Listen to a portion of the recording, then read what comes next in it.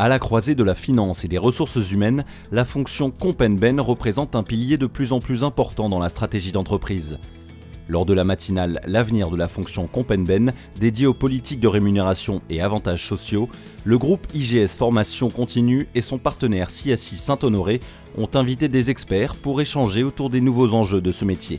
Les enjeux de la fonction Compensation Benefits pour le présent et l'avenir sont multiples. D'abord, il y a une exigence de compétences techniques, non seulement la partie rémunération proprement dite, mais également toute la partie que l'on appelle les benefits, c'est-à-dire les régimes sociaux. On voit bien qu'il y a un certain nombre de réformes en cours importantes qui vont donner du grain à moudre et matière à faire évoluer les choses dans les entreprises. Individualisation de la performance ou internationalisation des entreprises, autant de facteurs qui expliquent les missions de plus en plus complexes de la fonction Comp & Ben.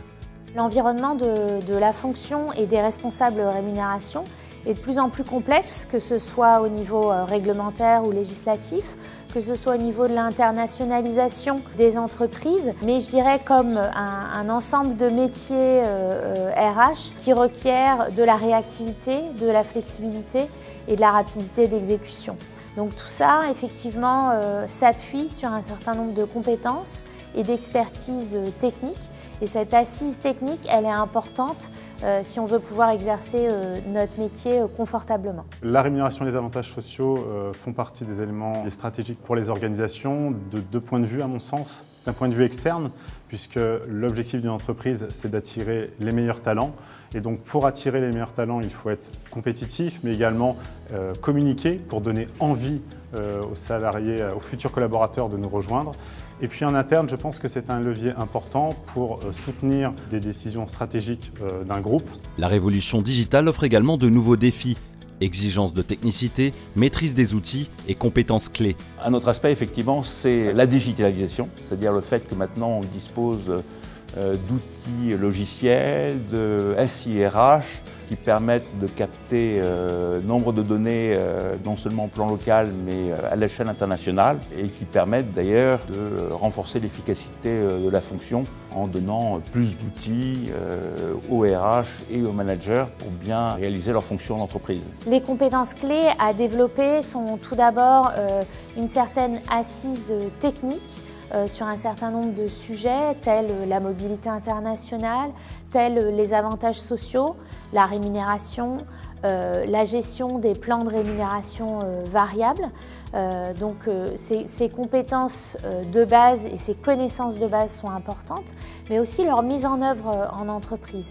Et donc effectivement, tout l'enjeu est de savoir communiquer et de savoir bien relayer les messages en interne. Face à ces évolutions, se former devient essentiel pour bien comprendre les problèmes opérationnels et stratégiques de son entreprise. Pour moi, il est important et indispensable qu'un collaborateur comprenne la politique de rémunération d'une entreprise. Il est également important qu'un collaborateur connaisse les systèmes de rémunération, puisqu'on se rend compte souvent que les collaborateurs ont qu'une vision partielle de nos avantages. Pour cela, moi, je recommande de former les managers, de communiquer auprès des managers, de s'appuyer sur les managers.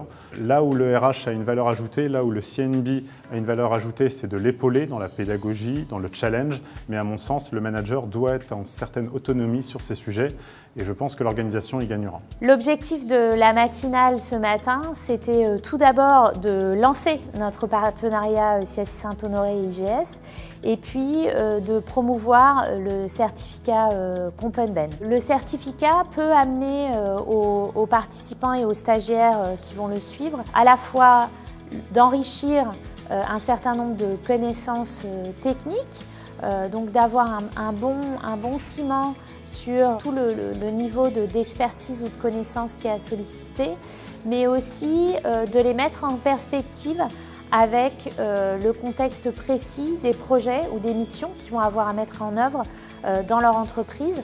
Je crois aussi profondément à l'échange, les interactions entre stagiaires qui vont permettre finalement de solidifier cette connaissance.